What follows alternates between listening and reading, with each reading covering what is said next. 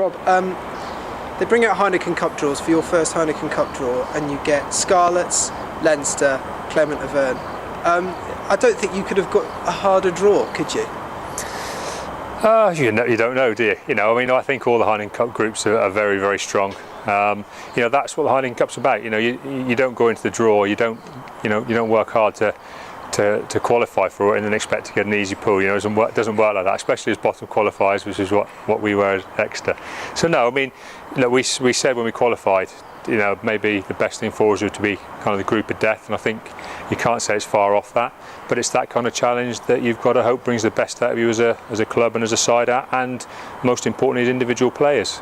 We've had a fair old group of the players in training this morning. You were sat around the computer watching the draw, and they all seem very excited to me. They don't seem daunted by it at all, and that's very much been our approach to the Premiership, and that'll be our approach in the Heineken Cup as well. They're fantastic fixtures to be involved in as a player, and they're great fixtures to be part of as a supporter as well. You look at those sides, and you look at Leinster with the likes of Brian O'Driscoll and all the other internationals, Clement Auvergne with Para, and again all those sorts of players, Scarlets with their very big Welsh contingent. These are real international powerhouses coming here, aren't they? Well, that's right, but as I say, isn't that what it's all about? We talk to our players about being ambitious and trying to drive the club forward and having ambitions for themselves as individuals, and playing in big games and performing in the big games and performing against the big players, and this is what it's about. Playing in the Heineken Cup is one step off playing international rugby. If you can thrive in this environment, you can pretty much thrive in any environment. That's got to be our challenge as a team and as players, and we'll look forward to it. But first and foremost, we've got to remember that there's a very important set of fixtures before the Heineken comes along, which is be a tough group of Premiership fixtures. Those have still got to be very much our focus, and they will be. We'll deal with the Heineken Cup when it comes along. That set of fixtures will very much look after itself. We certainly won't need to be cranking up the boys for motivation in any of those fixtures. For me, it's going to be about showing some real quality, some real form in the Premiership, and we'll look to take that through, and we'll look to take through our best group of players into the Heineken Cup.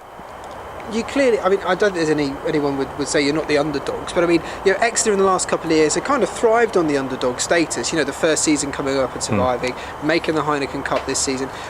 Do the guys enjoy being unfancied and kind of, springing surprises? Well, you have to say they would, because that's the position we've been in. But I think we're just starting to work through that a little bit. This season, the season just passed, I think we've made a little bit of a transition to being a team that's desperate to prove everybody wrong, to maybe a team that just wants to show some ambition and play well and show some quality. And I think we did that particularly in the second half of last season. And the key for me and for the team is to try and keep driving that forward. We want to start the Premiership as an ambitious side, looking to score tries and looking to play well. And that's the kind of thing we've got to focus on. As I said, proving people wrong only drives you for so long. After a while, you have to aim higher than that. Today, the Premiership Rugby, along with the French, have said, have asked to renegotiate the Heineken Cup, as it were. With regards to the fact, that English clubs and French clubs essentially have to kind of qualify for it, whereas some of the other clubs don't. They just kind of turn up. What do you think about that? I'll be honest with you, I've never thought too much about it. That's more for the rule makers and other people to worry about than myself. As far as I'm concerned, what we do here at Exeter is we go after every game. Whether that's a Premiership game or whether that's a Heineken Cup game or an Amlin game or an LV game, our aim is to go out and win games of rugby.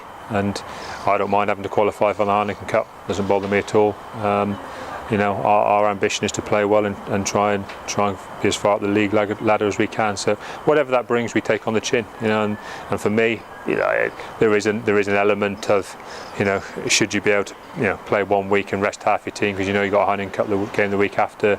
If you're playing the Rabo, well, those leagues have been in formation for a little while. As far as I'm concerned, like I say, I'll let other people decide upon it. For me, it's about what Exeter do, not anybody else do. It must be frustrating a little bit when you see, for example, the Scottish teams who, I think it was Edinburgh finished kind of 11th in the Rabo, yet they'll be in the Heineken this year because of their geography, essentially. Yeah, I can understand the arguments, and as I said, it's for other people to talk about in more detail than myself. All I know is, we've had a policy here of picking guys in Premiership games, knowing that it makes them better, and we stick with continuity because we want to improve them. So I've no problem going pretty full on. We're not a side who worries too much about rotation and and resting players. You know, as I say, I can understand the arguments, but that's for other people to worry about, not for me to worry about.